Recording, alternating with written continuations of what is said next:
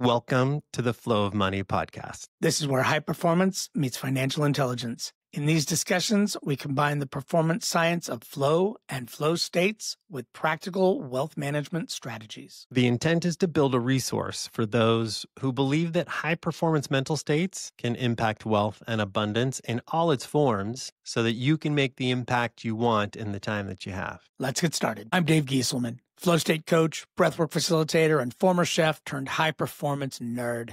I help leaders and creatives build clarity, confidence, and capacity, teaching the science of staying cool under pressure so you can think clearly and execute fast, especially when things go sideways. My name is John O'Dea, and I'm a financial advisor. My love is cash flow. I truly love the cash flow generated by businesses for the positive impact that this cash flow can have on the owners, their employees, and their broader community. And this cash flow is never more important than when the owners of these businesses start to execute their exit and succession plan. I just love it all and can't wait to help.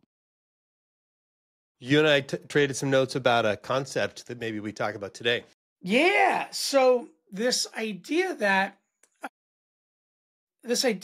of cognitive load, and you and I have talked about this in both personally and on the show in many ways, this idea that the human brain can only keep track of so many things at a time.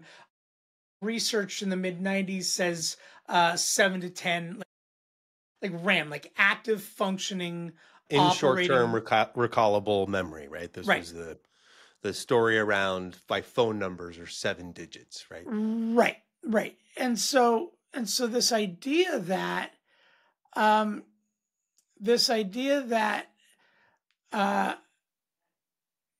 when I work with people and they're overwhelmed and they seem stressed out, one of the first things I'm going to tell all of them is grab a yellow pad, write down everything that's on your mind. Absolutely everything. For sure.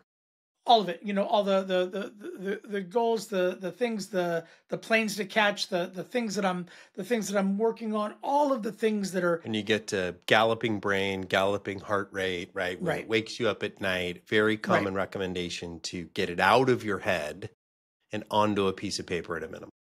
Right.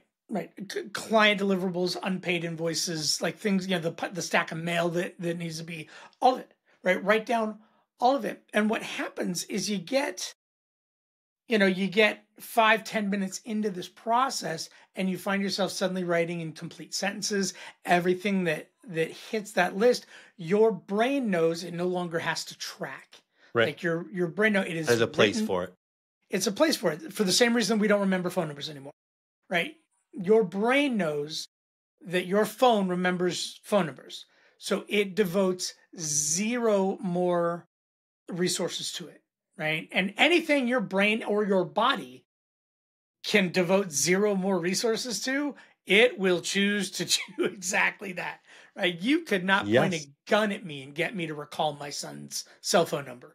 Like you simply could not.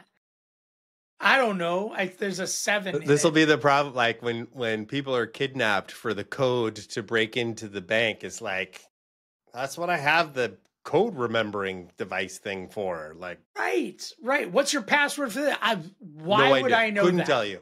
Right. Couldn't tell you. You start pulling out my fingernails, man, because I have no idea. I got 20 of them. This is going to be a long day. It's going to be a long day because I know that code is at least 23 characters long. There's lots of complicating things in there. And I'm pretty sure my system manages that for me. Right. So cognitive load. Yeah. So when we begin to take on more and more and more, like everything just slows down. The working RAM starts slowing down and everything starts overheating, and we begin to lose energy, we begin to lose momentum. And so I was wondering, so what is the financial version of that for wealth building? Obviously, we look at people at the beginning stages of money management and financial management, and it looks like and I did this as a teenager and a college student, like everything was in my head and I didn't check my account balances and I didn't open my mail. I paid the things I had to pay, and I just kind of kept track of everything because there was fear there that I was going to see a number that was not going to jive with what was in my head, and that was going to cause a problem. So if I just don't look at it, I have a pretty good understanding of what's coming in, what's going out, and at any given time, I can guess within a few $100s what's in there. And I think maybe halfway through college, that is not an unreasonable approach. And then at some point, your life just gets more complicated. And so as I think about really taking people into high performance areas in their own lives, Mm-hmm.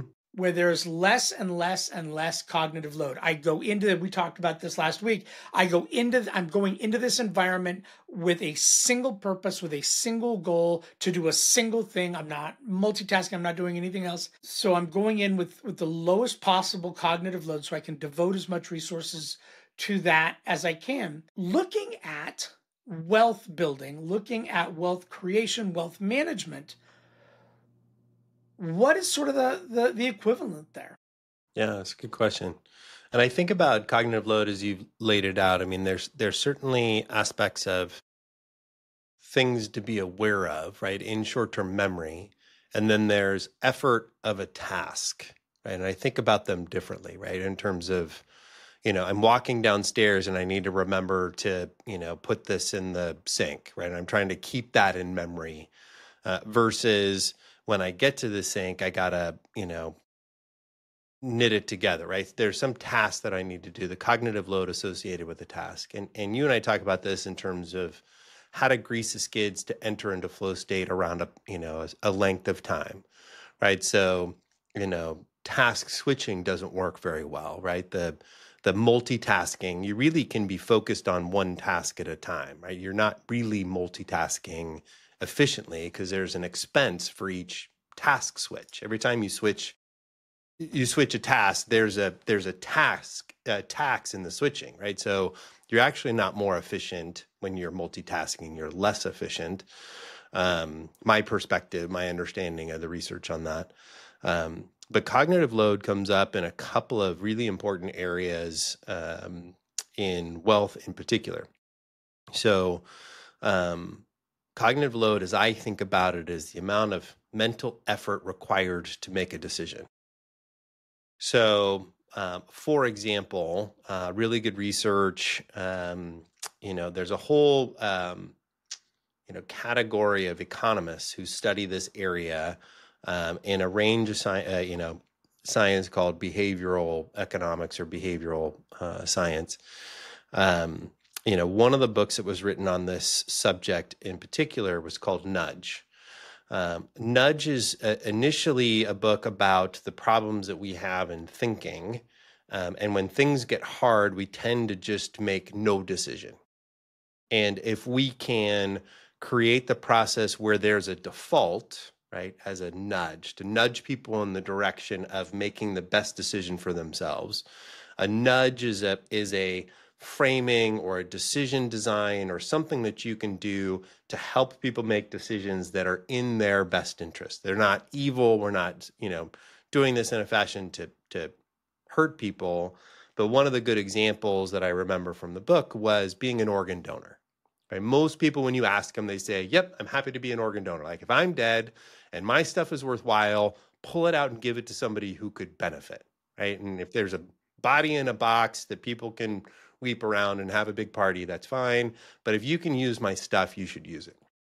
Now, in countries where the default is you are automatically an organ donor, but you can go in and complete the paperwork to opt out for whatever reason, for religious reasons. There are certain religions where I need my whole body without anything missing to be buried because I'm going to come back as my whole body. So you can't remove stuff, right? Or, there's different situations where people want to opt out. So if you make it the default, everybody's an organ donor, unless you complete the form to opt out, you get a participation rate somewhere in the nature of 95% of people are organ donors. If you do it the reverse, hey, if you want to be an organ donor, fill out this form. The participation rate is like 5%. right? So the amount of effort or cognitive load associated with making a decision will often, in and of itself, make it hard for people to do things. So the financial equivalent is you should save for retirement. Awesome. We'll get right on that. So you go to work for an employer, they say, hey, you have an opportunity to participate in our retirement savings program. We built this beautiful investment process. You can participate. Here are the forms for you to complete to get enrolled in the plan. Awesome. And as an employer, but wait, there's more, we'll kick in some. We'll help you. We'll match or contribute. If you do it, we'll help you. We'll match and contribute. That sounds great. I'll get right back to you. Awesome. And then the forms sit there and people don't enroll, right? The cognitive load associated with, okay, I got to make this decision. It feels important. This is investments and money. I sit down, the forms are long. They seem confusing. I got to check boxes. I got to make decisions. Should I do it pre-tax versus post-tax? I heard Roth is really good. Now I'm on Instagram or, Snapchat. I'm asking Chat GPT, should I save Roth versus traditional? And you get about 3 minutes into it and your phone rings and you got to do your job. Right? Or you get home and your kids need help. Or you get home and you just got to sleep because you working your tucka off, right? I mean, life gets in the way of the cognitive load of making the decision to participate in the plan. And so when you look at participation in a 401k plan for employers who say, here's a voluntary opportunity, we will match and contribute to your plan for you. There's a whole process to make sure the funds are attractive and monitored.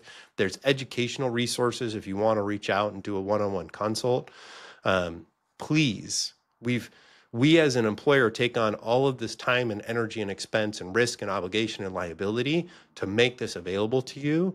If it fits, please participate, right? We're not trying to talk you out of it, but we can't, sign the forms for you. Here are the forms. And the participation is really low. And so some of this is the cognitive load associated with making this decision. Any decision gets in the way. Now, legislation has changed. They're aware of this organ donor example where if you set it up in such a way that employees are automatically enrolled, they can fill out a form to opt out. Hey, I can't afford to save anything. I'm doing something different right now where I have to, every single dingle dollar that I have needs to go to digging out of debt, right? Dig out of debt before you really save for retirement, right? There may be decisions. So here's a form to fill out. If you need to get out, fill out the form to get out. And the participation rate hits your 80, 90%, right? Most of the people end up, awesome, that sounds great. If I need to make any changes, I will. They never make any changes. So they're automatically enrolled for their best interest. And not only does the legislation suggest you got to automatically enroll employees now, but you automatically increase the amount that they save or invest, right? Which is also a good best practice from an investment standpoint. Most of us can't afford to save whatever the recommended amount is. If you do the math and you don't have a lot today and you want to have some in the future, you should save, pick a number, 15%. Each person is different, but it's probably not zero, and it's probably not 100%. You got to save as much as you can, right? You need some amount of income to buy burgers. But 15 to 20% is a very common number that people need to save to get to a point where their resources are large enough where work becomes voluntary. So most of us can't afford to jump into the pool right at 15%. But the math is really powerful to suggest it almost doesn't matter. If you can get in for something, 3% of your pay, 4%, just get started. Just say yes, right? Just get in. There's optimizations and tweaks for sure down the road, but the biggest mover is to say yes for the first time, just get into the plan, and then increase it a little bit each year, right? Over a 30-year investing horizon, somebody in their 30s today going to work through their 60s.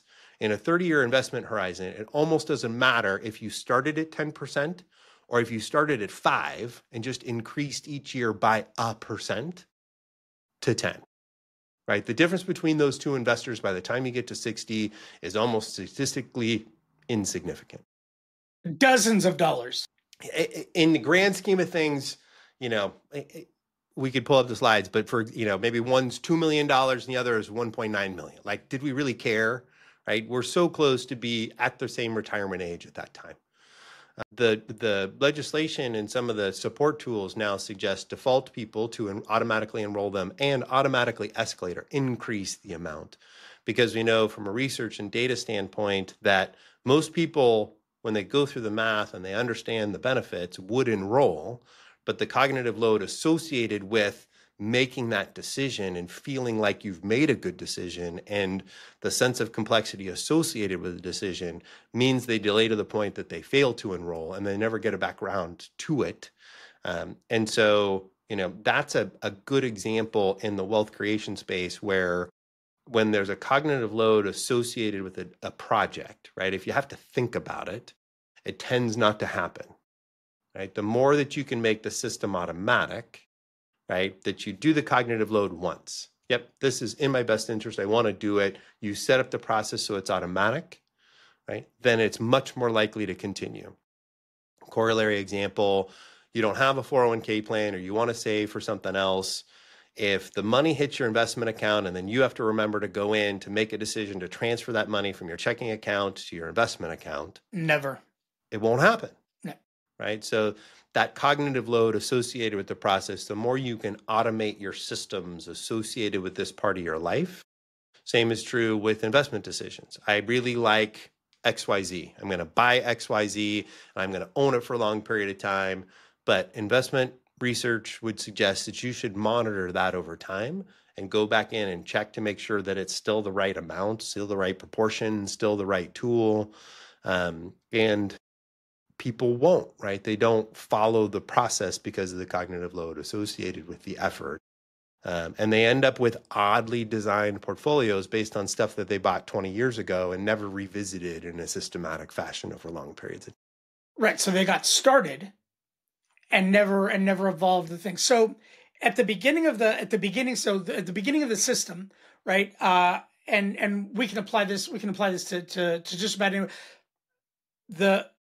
The best decision you can make is obviously the right one. The second best decision you can make is the wrong one. The worst decision you can possibly make is no decision at all, is to do nothing.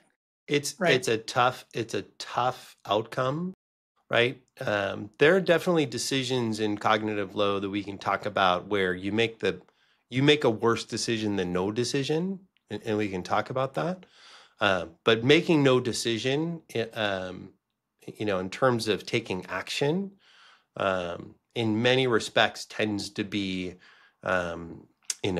costly, right? In terms of getting started down the path around taking action, getting out of debt, accumulating resources for margins so you can survive the surprises, so you don't get back into debt, accumulating resources for long-term goals and allowing the power of compounding to work in your favor, super powerful. Get started on those.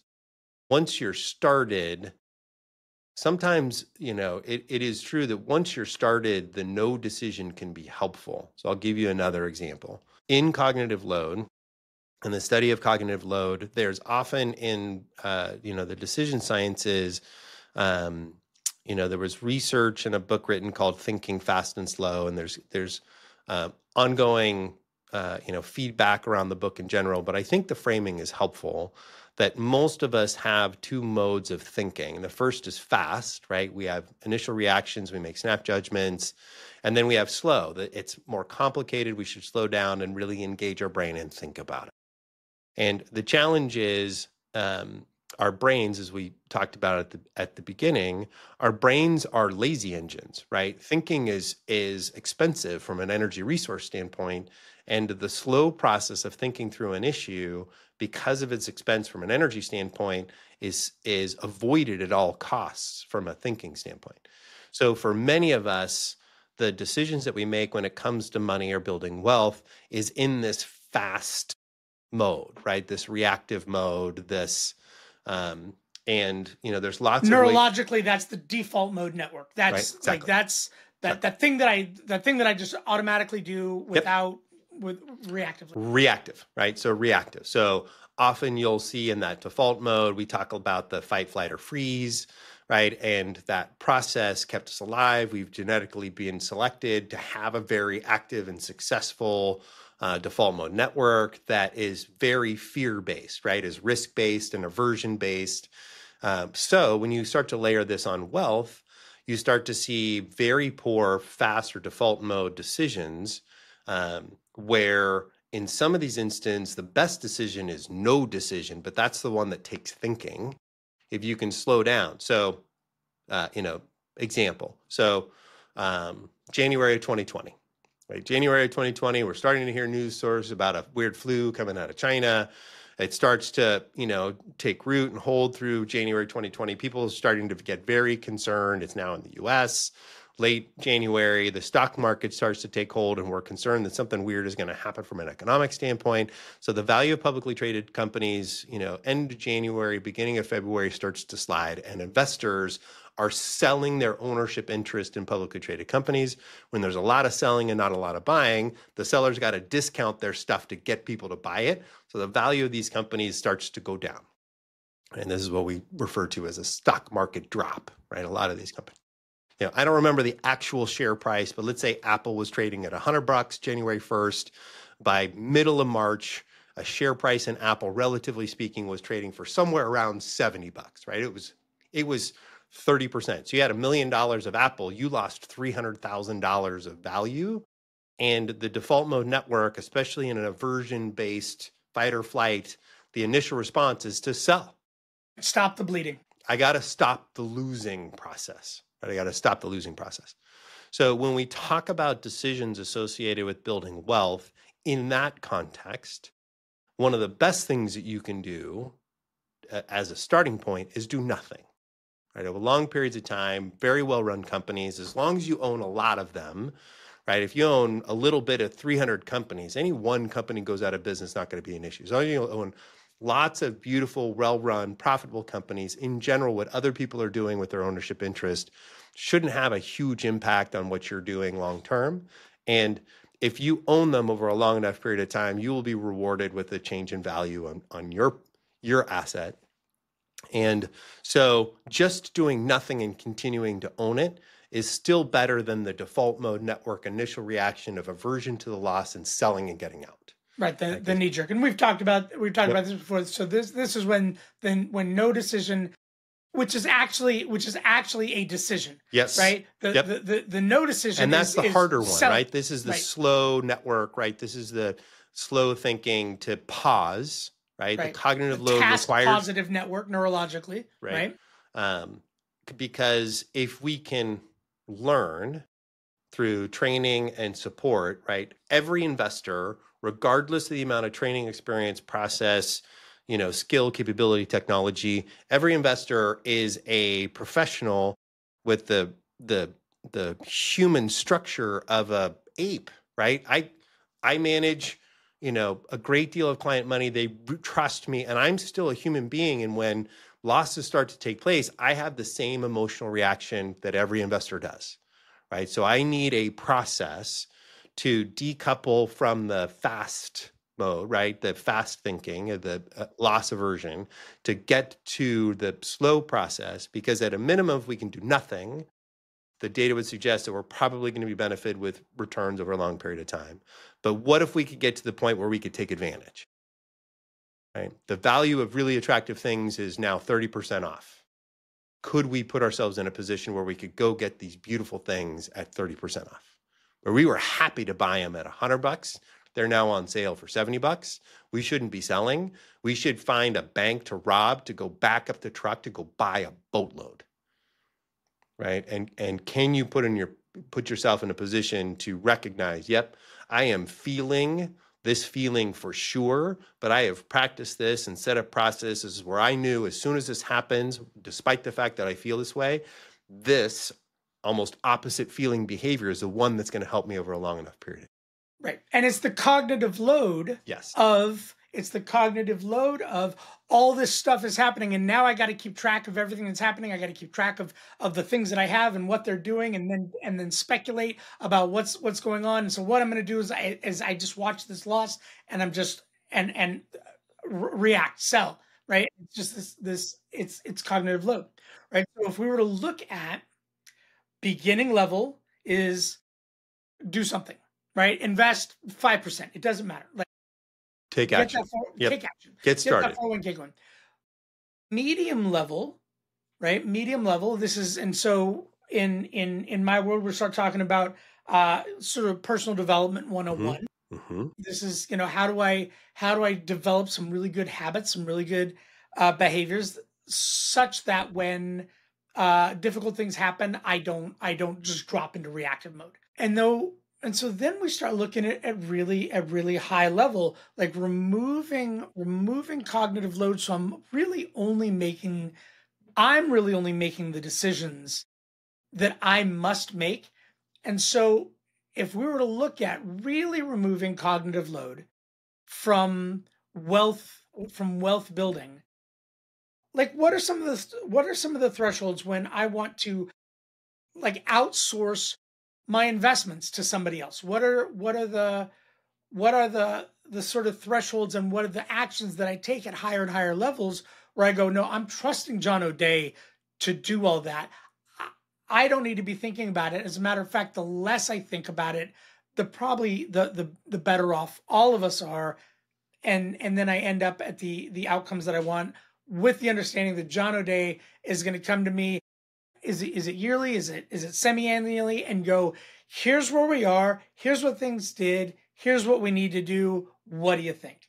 So if we start looking at really high level, like really eliminating cognitive load for high speed, really kind of flow state wealth management, not from an investment professional's perspective, but from a person who's actively building their wealth, who's building a business, who's sticking stuff in savings, and goes, yo, financial professional, you do this part, please. Yeah. Yeah. I mean, I think it's an important question, because I think the there's a lot of ways, depending on the mindset of the investor, to enter into this process. And I'll use sort of the continuum of do it yourself through full and complete outsource, right? If that's a range, right, of people, and everybody falls on some point in that continuum, right? I mean, I love the investment process and the minutiae of, the technical aspects of investing. I don't understand why everybody doesn't love it. Like, we all should figure out the information ratio and the, EBITDA, private, PE multiples, and, all of the aspects of scoring and monitoring and making decisions about individual. I don't understand why everybody doesn't do it. I love that about you, and I would rather be set on fire than devote a second of my thinking process to that. Right. So, I mean, if you're coming to this and you're going to do it yourself, right, then your process will be different than if you're going to co-create this with somebody, or you're going to fully delegate and outsource to some degree. But I'll use an example, right? We use, there's lots of contexts where professionals are delegated the responsibility, but still have the legal obligation to the organization or the individual that's delegated that responsibility, right? You still have. So, the conversation I was having this morning, you have an employer, they've set up a 401k plan. The 401k plan or investment process has investments available to the employees. The employer can outsource the process for monitoring those investments, right, to make sure that the investments are good for the employees. But we still expect that the employer is going to monitor me, for example. Like, you still have to have a process to monitor the professional that you've outsourced to. Right? You can't outsource it and then abdicate responsibility. Well, I outsourced it to them, and then I just stopped paying attention to what they were doing. Right? That doesn't work. Right? I outsourced it to somebody, and then it turns out that they weren't any good. Well, that's still your fault. Right. Reducing cognitive load does not absolve you of responsibility. It just means that I'm only going to think of certain things when I need to think of them. I'm only going to take on certain tasks when it's appropriate for me to take them on. I'm going to outsource them the rest of the time. Yes. But there are appropriate times that this now requires my cognitive capacity. Yeah. So I think, in any area of excellence that we talk about, physical, emotional, spiritual, financial, right? All the domains that people want to experience high performance in their life.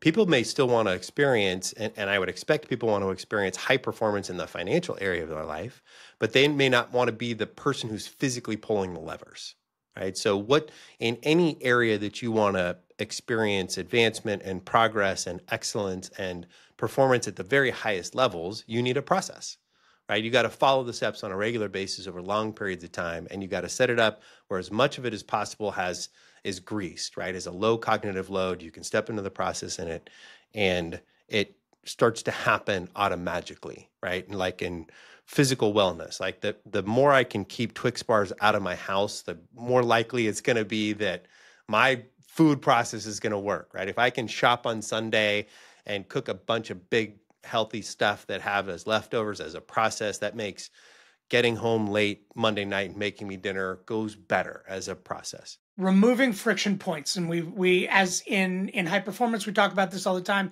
is removing friction from making the best possible decisions. Yep. So I tend to think of the success in this area in sort of three domains. Like if there's a breakdown in somebody's process, there's a breakdown in one of the three domains. The skills or knowledge, things that we can teach you, right? What is an investment? What is a mutual fund? What is a stock, right? The stuff that you can learn, you may not have learned the steps or learned the information that was important. There's the behaviors, right? The actions and activities and processes that you need to do on a regular basis. Like you understand what a mutual fund is, but you're not setting the money aside, right? There's a breakdown there. And then there's the mindset side, right? That we spend a lot of time talking. What are your beliefs about the process, yourself, money, right? That you may believe and you're doing it, but you're sabotaging yourself from a mental standpoint, or the fear associated with the drop in value, or the greed associated with the opportunity, right, is driving, So again, there tends to be a breakdown in somebody's process in one of those areas.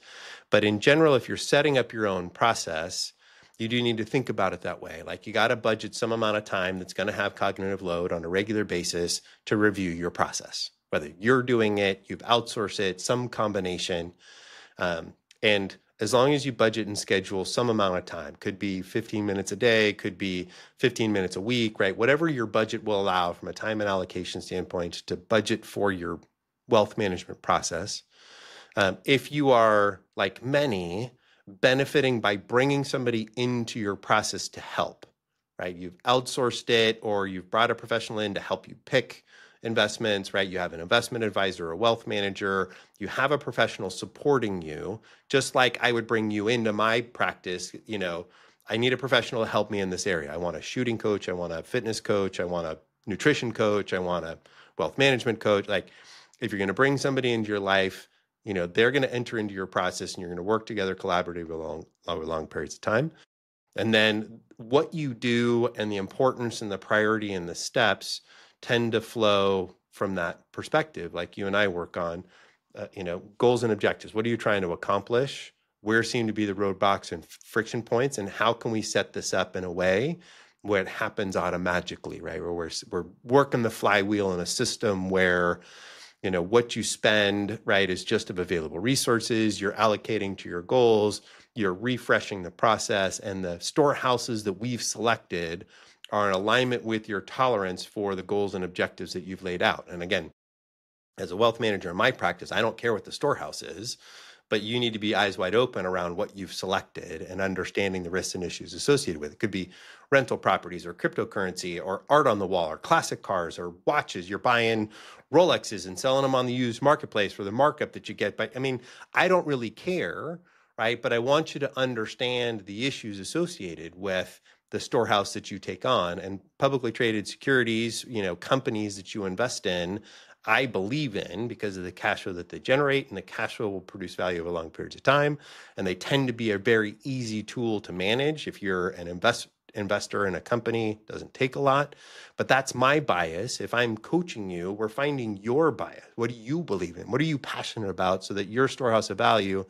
And then as you begin to monitor, whether you've co-created this or partnered with somebody, monitoring the process using your steps, you get better at it over time, right? That doing the process makes you smarter, better at running it, right? So if you're, you know, again, the actions or the stuff that you learn, what I tend to find is in sort of process maturity, right? The first phase tends to be people start doing stuff, right? The action side of the three phases.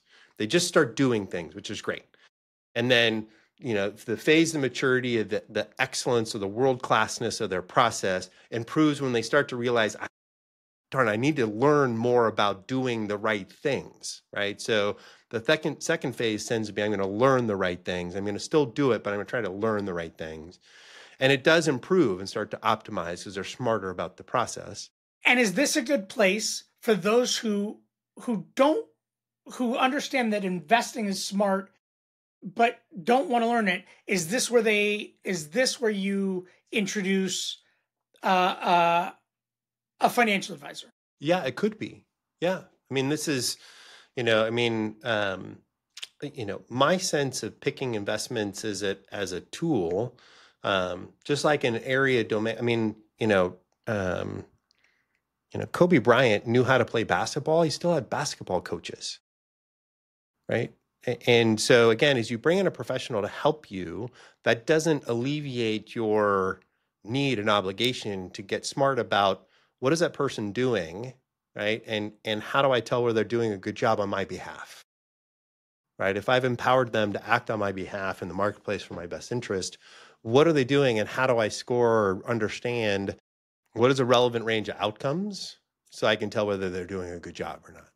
Right? Same process if you bring in an employee to come work for you to take over a job that you're currently responsible for. If you're going to delegate that and empower them to act on your behalf, you need to be able to monitor that they're doing a good job.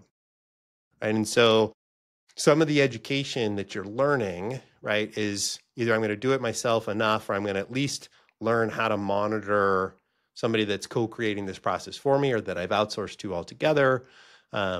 And I'm going to continue to try to optimize and improve that. And where in a lot of instances, the process really accelerates is not necessarily in the knowledge part, but in the mindset space.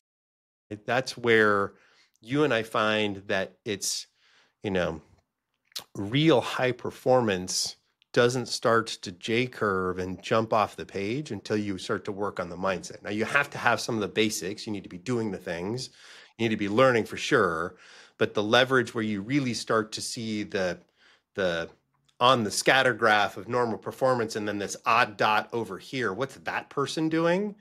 They're doing a lot of the same things and this extra mindset work around their process, right? They're doing some of those things that really drives their performance to the next level. But for most folks, you got to get started in the basics, right? Actions first, right? Take actions that are in your best interest.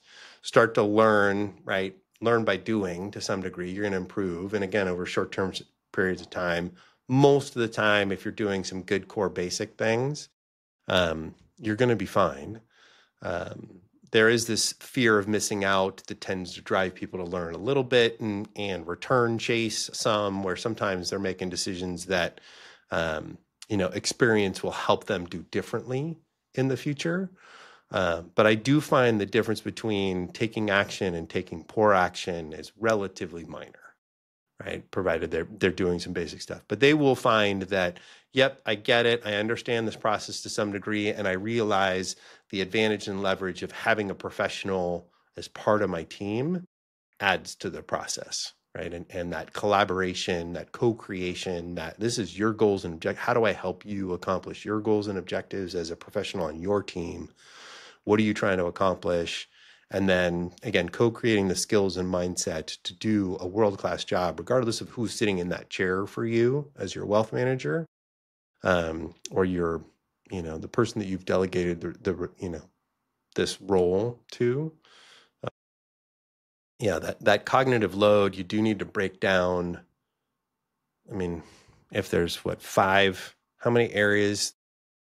Money, physical, career, like the different domains that people want to see in terms of excellence. You can't spend 3 hours on each domain every day. Sure.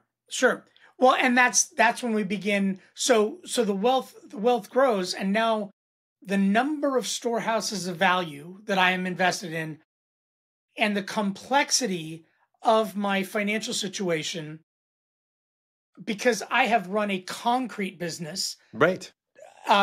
such to the point that I have sent John O'Dea tons and tons and tons of money, Yes. and you have managed.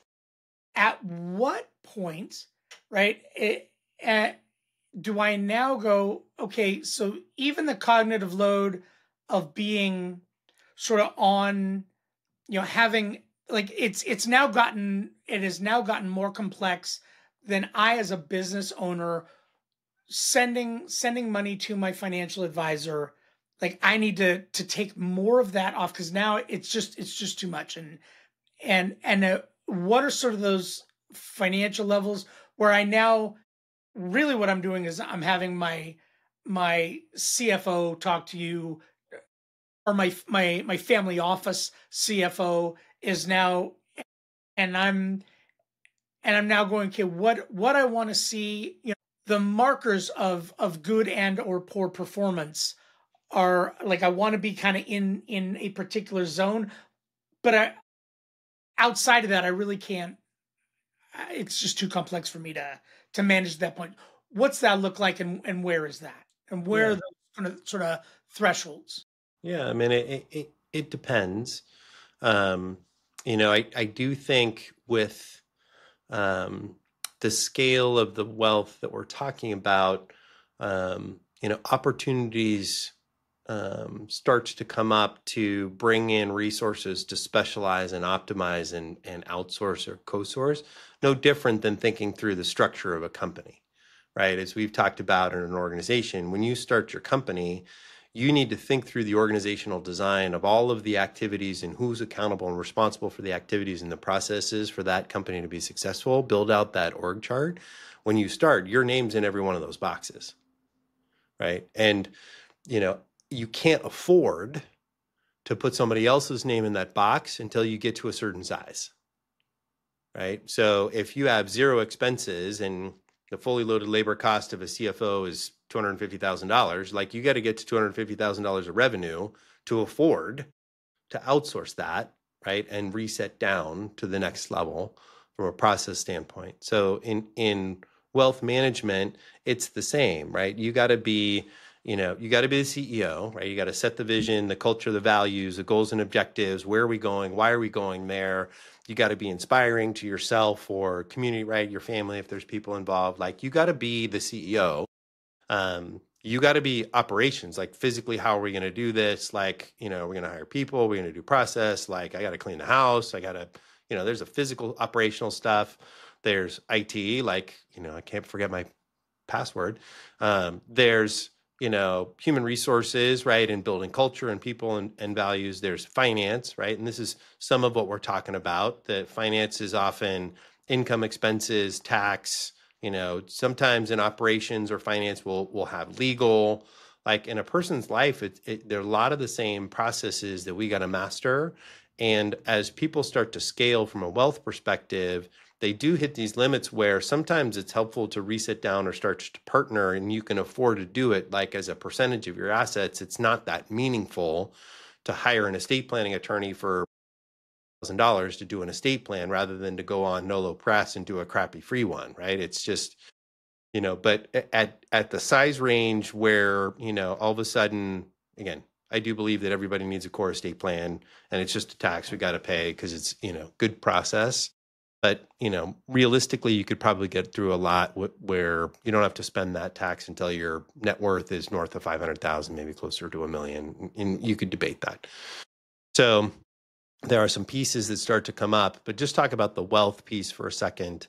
I do think that having some amount of limited coaching starts at zero, right? And, 0 to 250, it's not easy to find high quality fiduciary caliber advice to help you.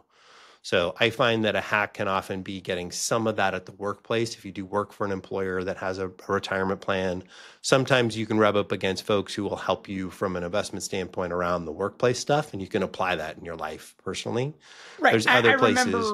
I remember when I was working at a club or a hotel that, they had the Transamerica guys who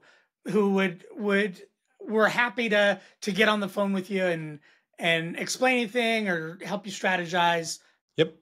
All of And that. you can often hijack some of those conversations and get some pieces of information that are helpful that you can apply in your own life.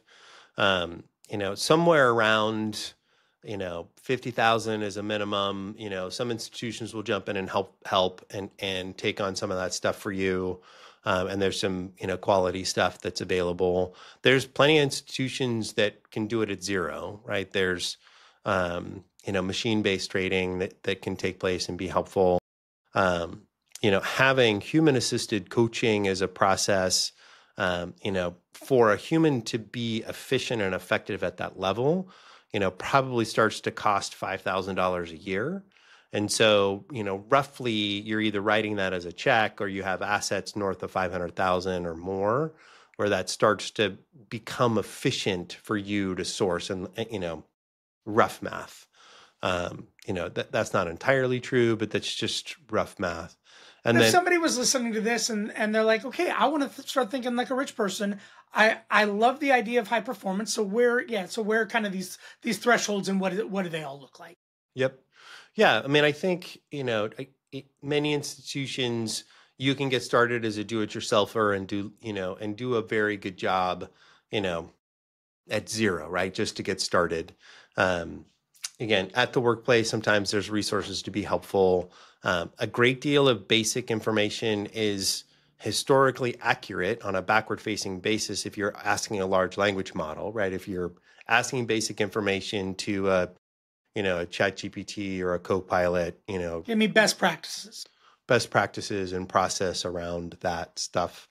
Again, my perspective is that the technology and the process is advancing where some of the portfolio construction and investment decision stuff, technology is solving.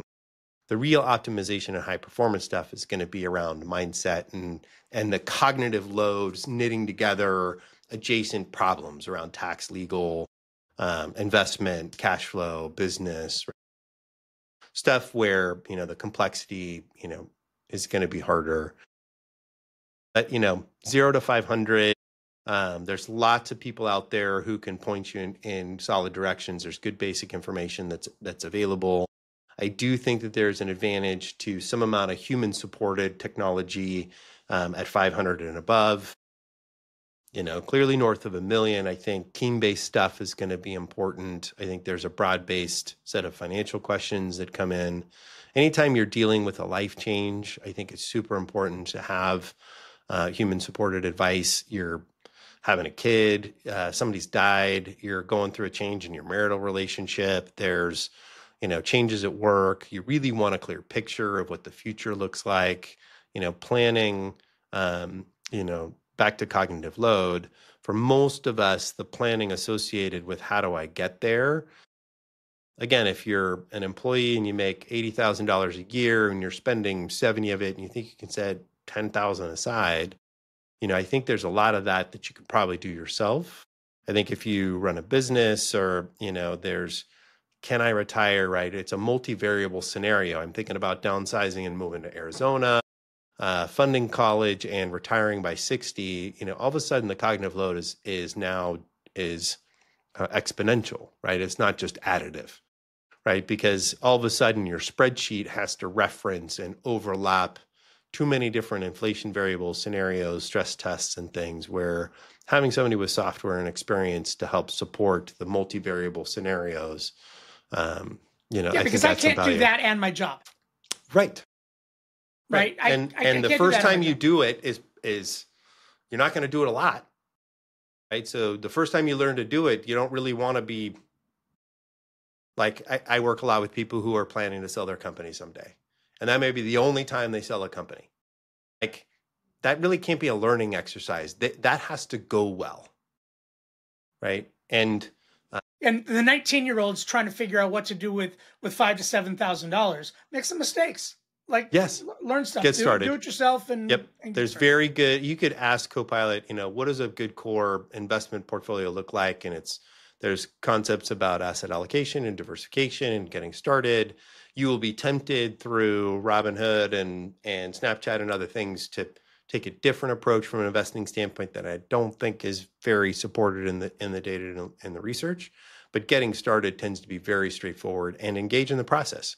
And why did it go up? Why did it go down? Why did it suggest this versus that? How does this process work? Who's getting paid? Who's financially motivated for me to make this decision? Like, be curious and open about the process and build a community of like-minded, individuals around you who are also interested in the same things and working in the same way. I mean, this is, if you're really trying to, work on your health, you really don't want to hang out with people who are forcing you to eat pasta, right? I mean, you really want people who are excited about the same things and they're not fired up about copious amounts of, external signals of wealth. They're trying to save their own money, right? They're trying to underspend and oversave and not buy cars or clothes or extras that just don't pan out towards long-term goals, right? And so the cognitive load piece is hard because the amount of effort to learn something new and then apply it, it just, when you taught me breath work, I didn't feel very skilled at doing breath work the first time, right? It felt hard. It felt complicated. It pulled me out of flow. Like I kept, this guy's weird. His, music's weird. His beard is weird. Like it's, right. Am I doing it right? I asked myself this morning. Yeah. No, I think the cognitive load associated with these steps is as much as you can chunk down and budget. All right, I'm going to burn some brain cells on this project once a month, right? And commit to it and get it done. And then, if you can nibble at it over long periods of time, you will change your life. I really believe really small sniffs of advancement in the wealth area over long periods of time. All of a sudden, you're going to look back over the trajectory or the time frame associated with these things. It takes hard work, right? You got to make money you don't spend. You got to set it aside in a storehouse of value. And that sucks. Like, I want to spend it. There's stuff I want today. There's a long list of stuff that I want today. There is no shortage of places that offer sandal tans. Right. I want to visit them all. My list keeps getting longer. My list of things that I want to spend money on keeps getting longer every time I get introduced to something that I'm like, oh, okay, now I need that. Now I need to go there. Every time I see, someplace with warm blue water where there are dogs to pet and crispy pork to eat, now I suddenly need to go there. What is it about warm blue water that attracts fluffy dogs and crispy pork? Oh, I don't know. That's a long list. Yeah. What do they do crispy pork in Greece? I have no doubt they do crispy pork. I'm sure there's something. In Greece. Yeah, sure no doubt.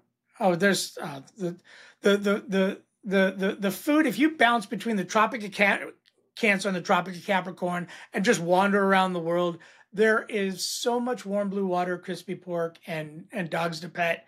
It's just ridiculous. And once again, there are way worse indicators that I am living a life that I want to live is if the rest of my life, vacations and free time are spent on bouncing between the Tropic of Cancer and the Tropic of Capricorn and eating all the crispy pork, swimming in all the blue water, warm blue water, and petting as many dogs as I can. I love it, right?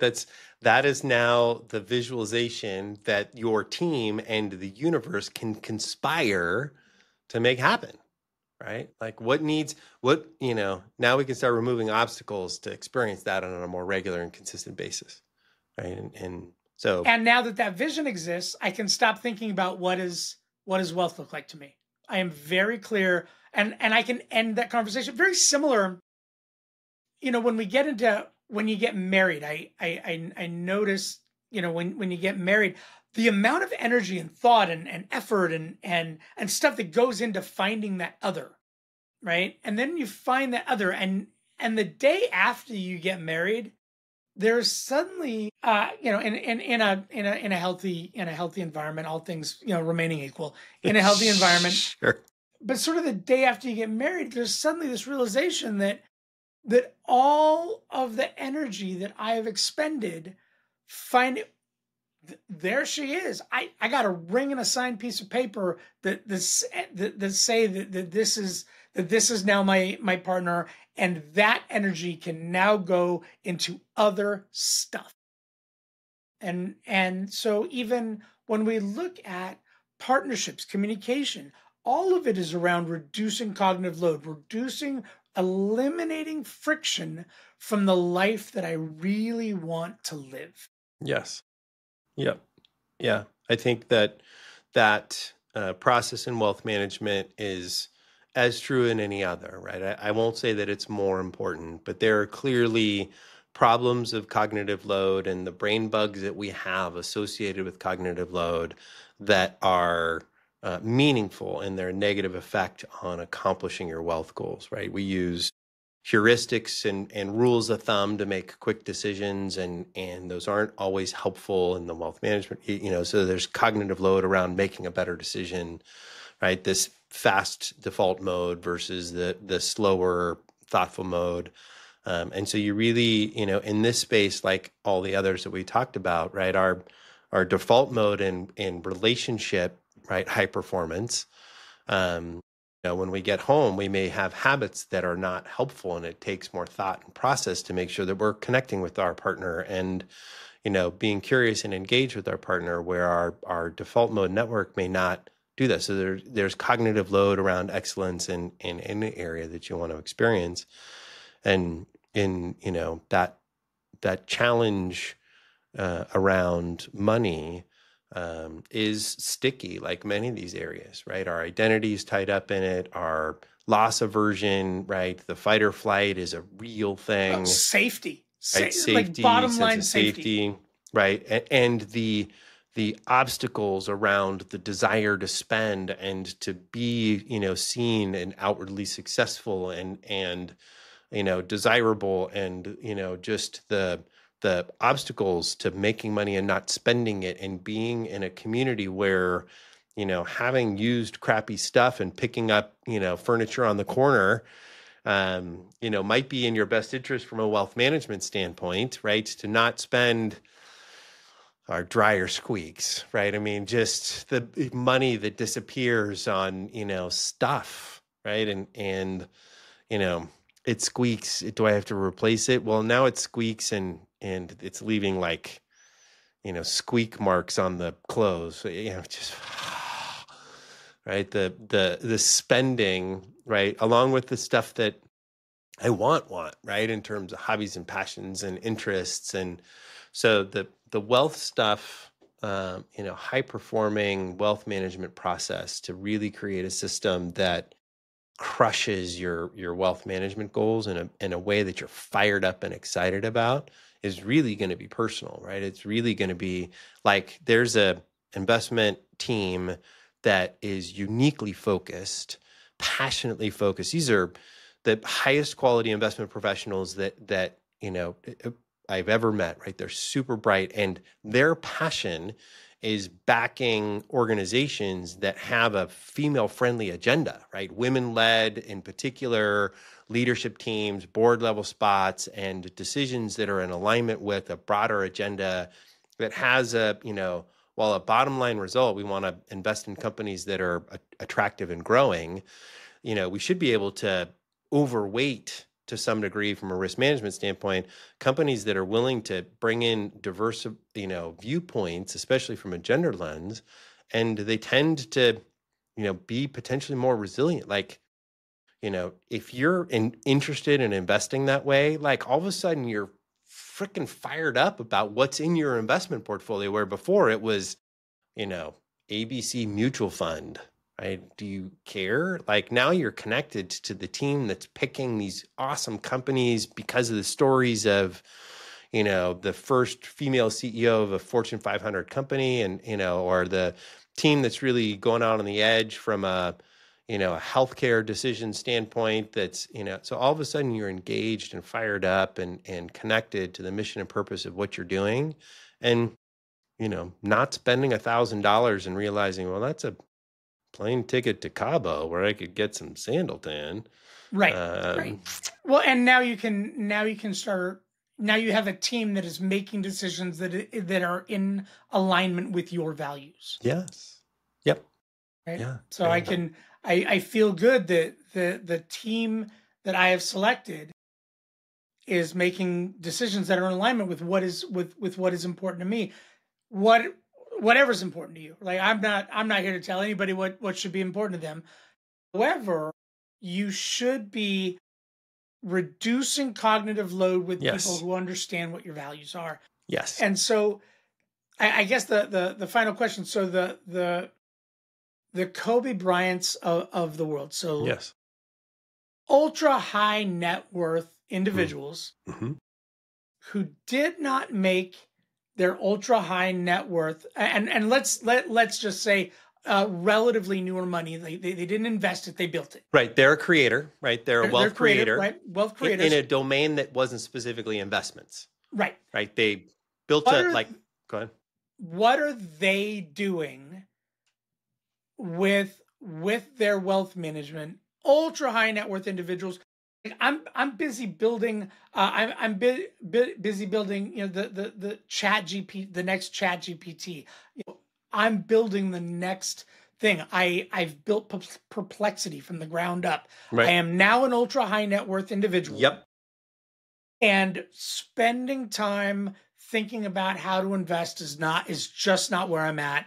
I'm doing this. What are they doing? How are they trusting other people?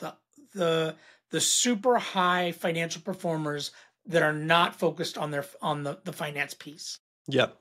So it won't surprise you that the answer is the specifics are different, but the process is often the same, right? So at that size scale, you can afford to write down what is my investment process and decide together. Right? You could have an investment policy statement, and that takes time and energy and effort. And sometimes you're delegating to a team that's developing the investment policy statement or the investment process. But the process of making good decisions about what you buy, when you buy it, how you buy it, and what form you buy it, what are the range of options that are available to us to buy? Like if you're investing out of a pool of $50 million, you have a different range of things that are available to you to buy than if you're investing out of a pool of $500,000, right? There are things that their minimum entry point is $1 million, right? Or $5 million, right? And depending on your timeline, we came across a situation where the yield on buying timberland is fantastic, but you have to have a 50-year time horizon. So, and you can't necessarily buy $10,000 of it, right? So, it's just a different entry point.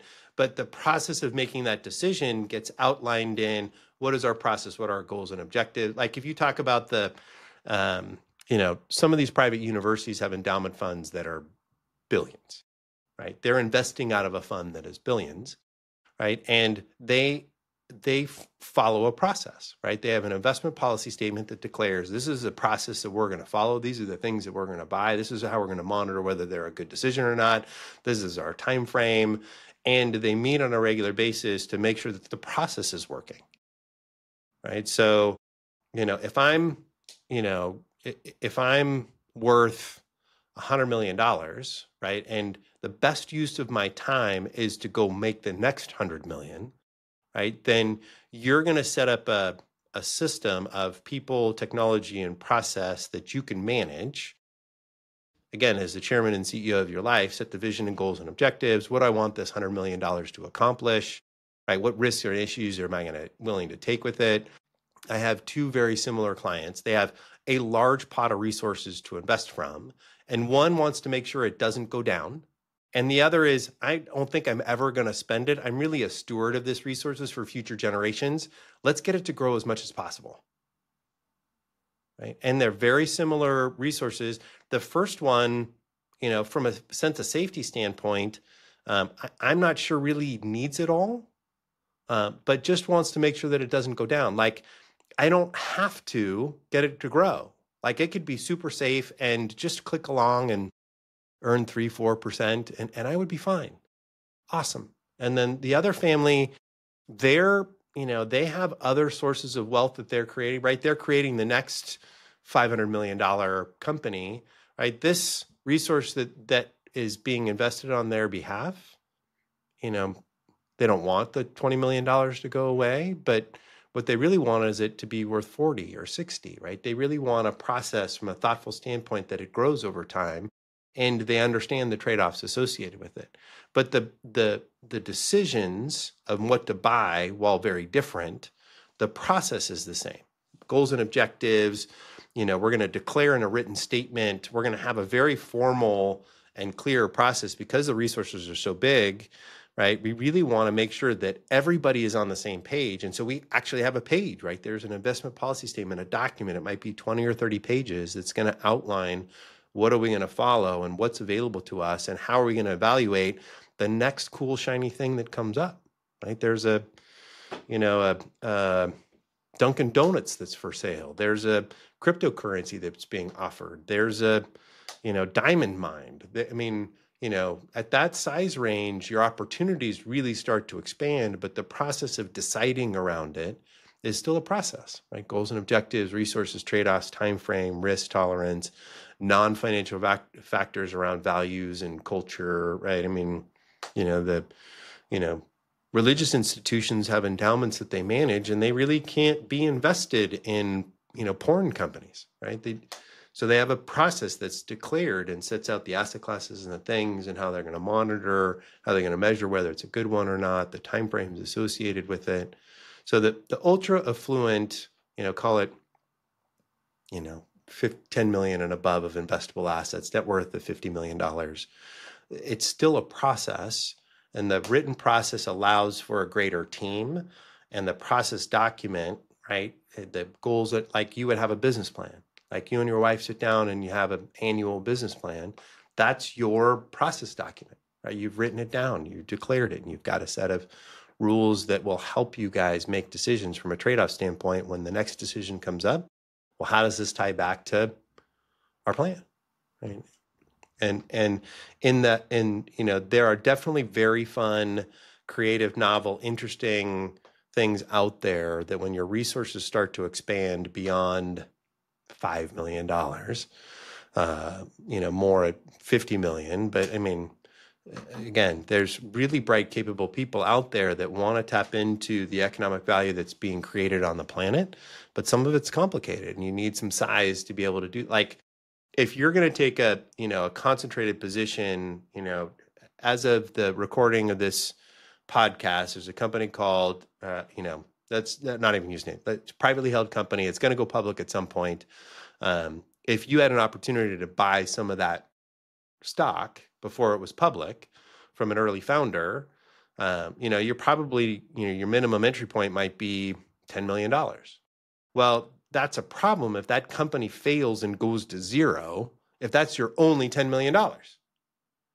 Right. So, I mean, some of these things, you really need some size and scale to make sure that that position is in proportion to the risk that you can take. Yep. So does that answer your question? No, it really does. And actually it brings the next one up. And so final question, exact same question, mid-20s, college, fresh out of college. Yep. Eking their way through the world. Yes. What are the first 3 to 5 things that I'm working a decent job. I'm getting by. I'm living okay. Yep. And what are the things that I need to be looking at in terms of processes? Like, bottom line, I want to be financially successful. I want to invest. What are the things that I need to do and not do? Yep. So again, I would encourage the process. What are your goals and objectives? Write it down, make it specific. Like, what does that look like? Right. And as much as you can turn, I want sandal tans, you need to turn that into a number. Sandal tans means I need an extra $50,000 a year of spending because a trip is $10,000. I want to take 5 trips, one every other month. Right? Awesome. $50,000 means, rough math, we need 1.5 million of investable assets of some kind to be able to throw off the kind of income to cover 50 grand a year. Now we have a number to work towards. Now we can figure out how to back in. So you always got to start with goals and objectives as best you can. Can you make it time boxed and, 5 years out, 10 years out? Pick a number that seems to make sense to you. What are you trying to accomplish? When you back into it, you will probably end up with some range of some core things like eat your kale, drink, make sure you get some sleep and rest, right? Just fucking breathe, right? There's some core things that everything. So, debt, right? Debt is an expense. For many kids in their 20s, college debt is a challenge. You need to come up with a process to address the college debt and set it on auto pay, right? And get out from under that process as best you can.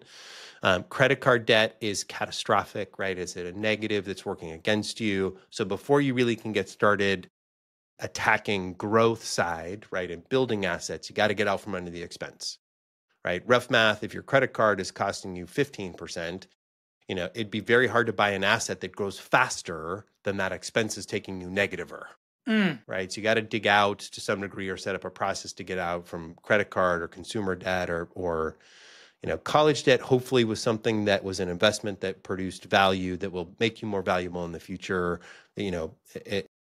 on the trajectory of positive debt. But it is expensive and the interest rates on that are challenging, can't be discharged. College debt is tough, but if you're 20s and you got it, come up with a process, paid off in 10 years, right? And just make the payments that it's done in 10 years. Make enough income, spend as little so that there's money left beyond that to get a credit card debt.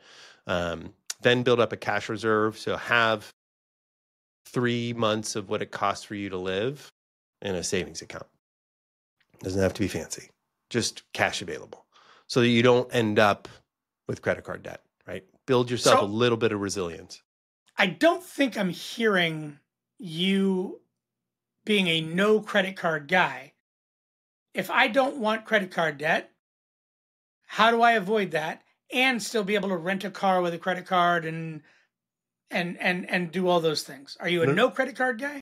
No. I think credit cards is a way to spend as a tool. The challenge with credit cards is if you are spending beyond what you can cover, right? So pay to zero every month. Yeah, you need to find a income and expense level where at the end of zero, your debt gets to zero. And if you're carrying credit card debt into the following month or you have a current balance, you need to tackle that and get it to zero. Because the debt associated with credit cards is an expense that grows faster than typically the value of assets grow. So your net worth is going negative when you carry a credit card balance. So credit cards, I think, are powerful as a tool, provided you pay them off and get to zero at the end of the month. So I'm not a no credit card. The challenge is for many people, the credit card creates the opportunity to overspend because they have the capacity. So you got a mindset. It's almost viewed as income. Yes. Yep. And you don't necessarily feel like the interest that you're going to pay is that expensive. But as an investment guy, investing in a high quality fashion over long periods of time, even if you knock it out of the park, and I don't think you can, but let's say you earn 12%, like your credit card debt is growing at 19%. Like you can't earn your way out of it. You really got to try to get to zero as best you can. Once you get to zero, use credit cards to pay it, build up points. There's some security protections. If it's hacked, right, you've got a little bit more protection than if it's your ATM. Credit cards can be a useful tool, but live in a way where your credit card balance gets to zero and you can pay it off. And the way you tend to do that is to make sure that your spending levels at a current leg, but surprises happen. This is where your cash reserves need to come in. So you got to have cash reserves for the surprise. Your tire blows, or like me, my dryer's squeaking and going to break and I got to fix it or something, right? You got to have cash reserves so you don't end up with the surprise expense on a credit card and now you're digging out again, right? So get your credit cards to zero. Once they're at zero, build up a cash reserve 3 to 6 months of your living expenses just in checking and savings. You can tweak and optimize what's the best savings account. I don't really care that we're now into the rabbit hole of optimization. The big ticket is have cash reserves. 3 to 6 months of your living expenses has the cash reserves. Once you're there, then your excess is going to the medium and long-term goals that you have in your life, saving for retirement, saving for your house, saving for sandal tans, whatever the goals is. Now you've built your fortress of solitude from a financial planning standpoint. You've got credit cards at zero, you have a process for college debt, you have cash reserves for the surprises that are coming. Now you can attack these medium and long-term goals and set up an automated process, again, cognitive load, to invest in a systematic fashion for house or car or college for your kids or retirement or the sandal tans or whatever they are. So most of the time there's a cascade in order. You need to add risk management in there. God forbid something happens to you from a health perspective, especially if you're coupled up and you have a kid, there's obligations that'll carry on even if you don't. You may need to add some expenses, which always stinks, but you got to add an expense. The tax of an estate plan, you're probably going to need to do an estate plan. That's a once and a review every 3 to 5 years, but you're probably going to need some risk management tools like a basic insurance. What's the trigger for an estate plan? Right. I don't know anything about it. I'm 24 years old. I got a kid on the way. What's the trigger? Is it an amount of money? Is it a life event? What's the trigger on generally speaking, estate plan? The challenges that the estate plan helps to address is somebody to step in and operate your life if you don't have the capability to do so. That's one trigger, right? So if you have a checking account, savings account, and some assets, if you don't have an estate plan and you're in a coma, it's very hard to step in and help that person pay their bills and run their life and take care of them from a design standpoint. So even single with very minimal assets, there's some core documents, depending on the state that you live in, that are super helpful from an estate planning standpoint. Beyond that, in certain states, $150,000 of asset level, owning a home, having a checking account, some specific types of assets over a certain threshold. There's some technical answers to this, but roughly over $100,000, you really need a little bit more detail in your estate plan to make sure that your assets go where they're supposed to go. Even if you're not around anymore, you're dead. Over a certain size asset thresholds, depending on the state that you live in, the courts are required to step in and make sure that your assets go where they're supposed to go, unless you have a defensible set of written instructions. So under $100,000, the estate plan components tend to be helpful to make sure that we can help you and talk to your institutions if you're in a coma and lack capacity to make decisions for yourself. Beyond that, there's some asset transfer stuff that is much more helpful.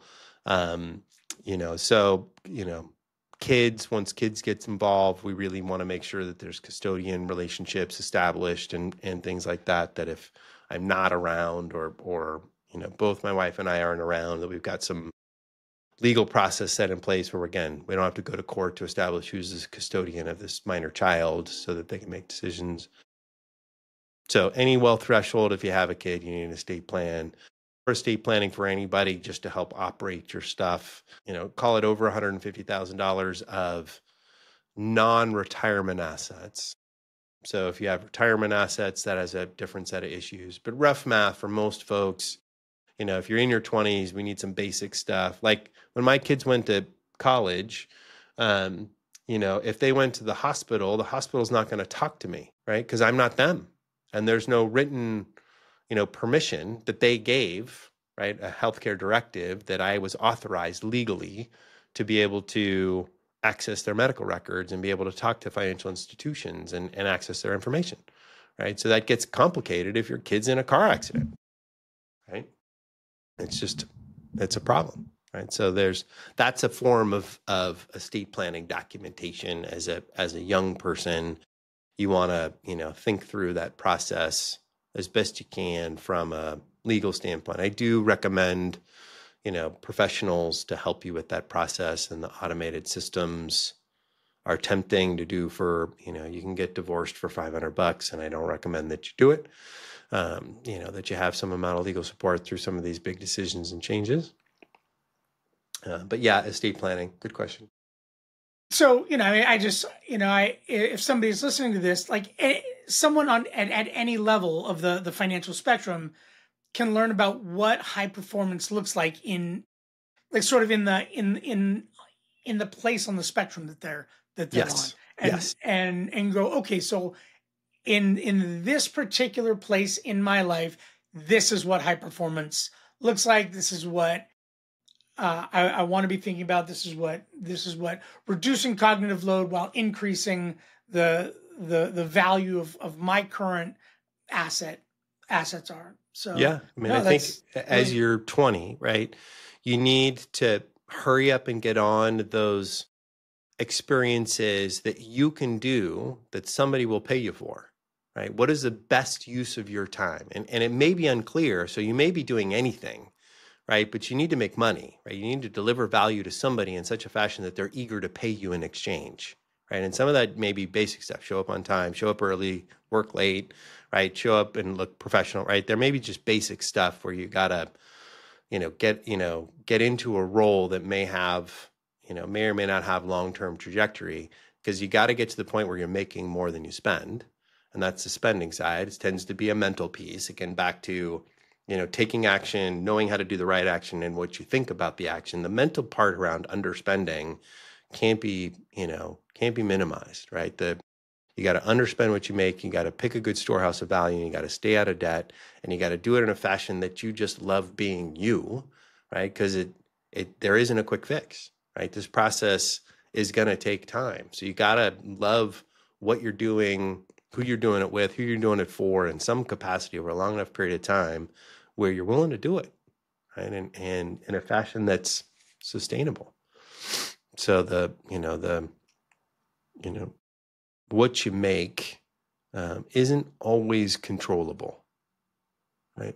The what you spend piece tends to be up to a certain threshold, the controllable piece. And we all need to eat, right? We need a place to live. We need some core insurance components for medical care and safety, right? There's some core stuff we need to get to from a minimum threshold standpoint. And beyond that, then the question is this an investment? Is this a spend?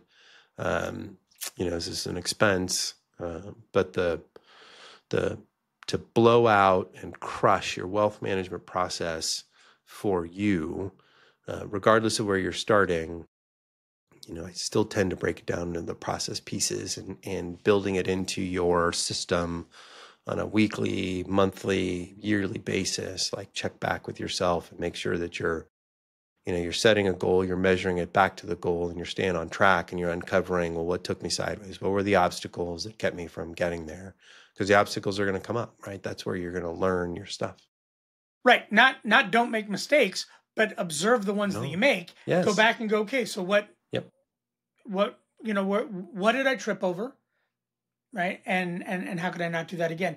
And I think that's really one of the big pieces of high performance is high performers aren't really afraid. They make quick decisions because they're not afraid of making mistakes. Yes. They are clear that any mistake I make can probably be fixed. Yes. Right. Not many of us are at risk of sinking continents or Right. Or really creating like catastrophic sort of stuff with basic life decisions. Yeah. I mean, I liked, so one of the writers out there talked about this fear of other people's opinion, this FOPO, right? That it's not necessarily the fear of making a mistake. It's the fear of, making a mistake in front of somebody else.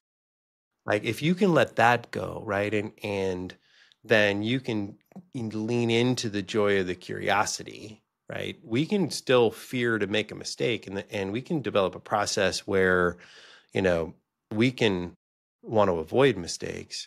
But if we're avoiding mistakes because of being seen, right, other people's opinions of if we can let that piece go and really just drive forward and take action that's in our best interest, and try to ease, the being seen to have made a mistake resistance, that connected for me as a concept, that fear of other people's opinions. If you can really start to let that go from a high performance standpoint, to connect to, dealing with the stress of something going sideways, less on how other people are perceiving you because it went sideways, and crap, something just surprised me, right? That wasn't what I expected. What can I learn from this? How do I get better so that the next time, this isn't, this is more successful, right, from a process standpoint.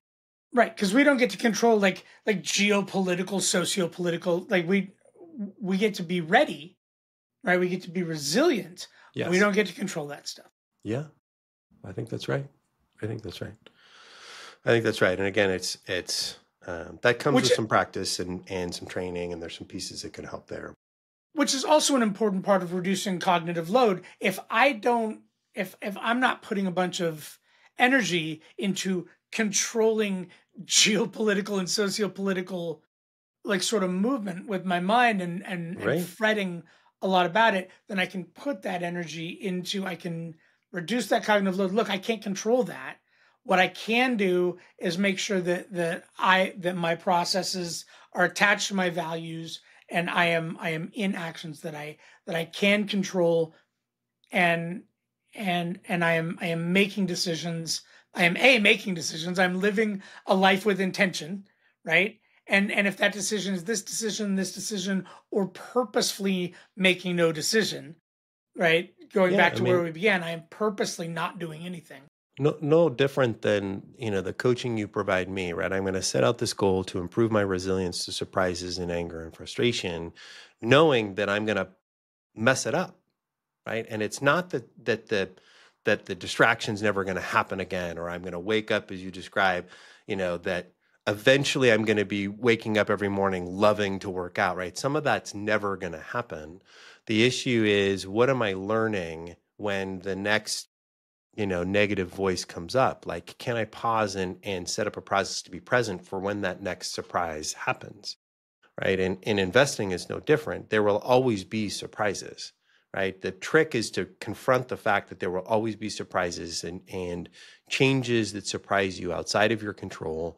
Have you built your process such that you can not only just build a process that is as robust or resilient to those as you can, but also to potentially capitalize on them, right? And when the surprise comes, like when my mental processes break down and I look back at the end of the day and I haven't gotten done what I need to get done, how do I learn from that so that I get better and more resilient and improve from the surprises and the mistakes? The wealth management has the same. The surprises are going to happen, right? We got to count on them.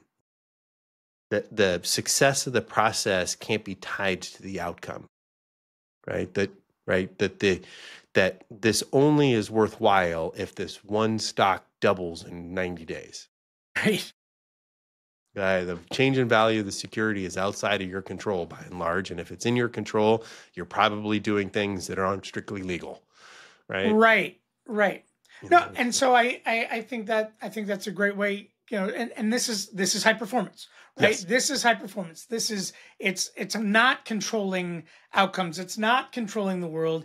It is moving nimbly within it, understanding what removes friction, right? Very cool. And so once again, the financial world, the health world, the personal world, all these things, relationships and communication, all of these things that make life worthwhile, the sandal tans and everything else, the things that make life worthwhile are all kind of governed by the same, and we can apply the same rules of performance to all of these things and live in extraordinary ways. Hell yeah. Works for me. Nice conversation. Another good one. Until next time. Thanks for listening to the Flow of Money podcast. You can find us on Spotify, Apple Music, YouTube, or wherever you get your podcasts. Learn more about John and Dave at theflowofmoneypodcast.com. If you liked this episode, share it with someone who's ready to step into flow. If you're interested in sponsorship or collaboration, we'd love to hear from you. See you next time. Hey, before you go, this is John O'Dea here for the quick note. I am affiliated with Raymond James Financial Services, Inc., member FINRA SIPC, and my investment advisory services are offered through Raymond James Financial Services, Inc. Dave Gieselman, my partner, is not a registered broker-dealer and is independent of Raymond James Financial Services. Any opinions are mine and Dave's. These opinions are not necessarily those of Raymond James. Every investor situation is unique, and you should consider your investment goals, risk tolerance, and time horizon before making any investment decisions. Neither Raymond James Financial Services nor Raymond James Financial Advisors render any tax advice. Tax matters should be discussed with your tax advisor. This podcast is for investor education purposes only and is not intended to provide and should not be relied on for investment advice. Consult your investment advisor before making investment decisions.